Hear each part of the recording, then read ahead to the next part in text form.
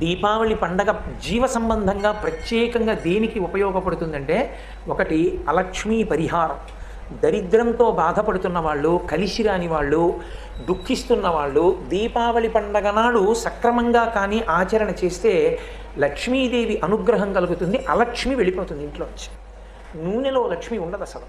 కానీ ఆ ఒక్క తిథి నాడు నువ్వుల నూనెలోనికి లక్ష్మీదేవి ప్రవేశిస్తుంది.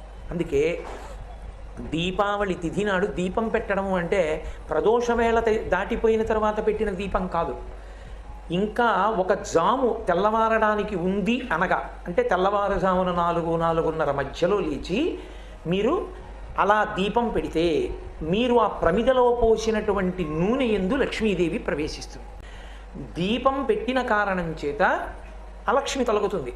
ఒకవేళ నువ్వు దరిద్రంతో బాధపడి నువ్వు అనుకున్నది ఏదీ కలిసి రావట్లేదు, చాలా బాధలో ఉన్నానని నువ్వు అనుకుంటే, నీకు ఒక మార్గం దొరకాలి అంటే నువ్వు తైలాన్ని ఒంటికి రాసుకోవాలి. లక్ష్మి ఏది పట్టి ఉందో అది వదిలి లక్ష్మి పట్టుకోవాలి. లక్ష్మి పట్టుకోవడం అంటే నువ్వు సంతోషంగా ఉండాలి, ఆనందంగా ఉండాలి. ఇంతకుముందు చింకి గుడ్డలు విప్పి మంచి గుడ్డలు కట్టుకోవాలి, చక్కటి ఆభరణాలు పెట్టుకోవాలి, మంచి అన్నం తినాలి, కాలం కలిసి రావాలి. ఏ మాడుని బుద్ధిని అలక్ష్మి ఆవహించి ఉందో అది పోవడానికి మాడు మీద నూనె పెట్టించుకుని నువ్వుల నూనె ఒళ్ళంతా రాసుకోవాలి.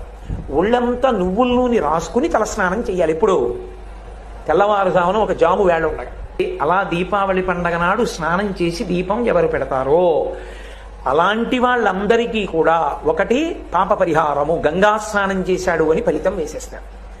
దక్షిణాయన పుణ్యకాలంలో కాశీ వెళ్లకుండా గంగా స్నానం సంకల్ప సహితంగా చెయ్యడానికి అవకాశం ఇవ్వగలిగినటువంటి తిథి ఒక్క దీపావళి అమావాస్య.